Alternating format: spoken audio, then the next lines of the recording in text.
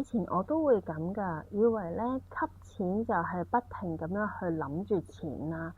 日日咧許願裝香點蠟燭，都係喺度講宇宙我要財富，但係結果咧換嚟就係一啲焦慮啦、不安啦、失眠啦，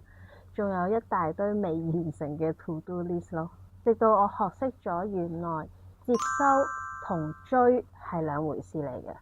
心理能量學講咧，財富嘅頻率唔係搶嘅，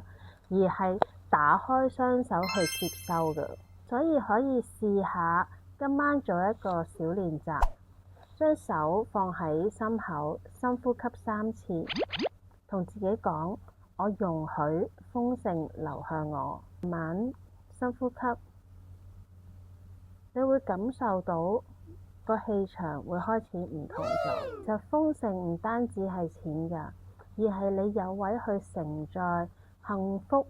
空閒同埋享受嗰一份嘅狀態咯。快啲喺下面留言，我要豐盛，我就會 send 呢個豐盛呼吸嘅練習卡俾你，一齊去接收豐盛啦！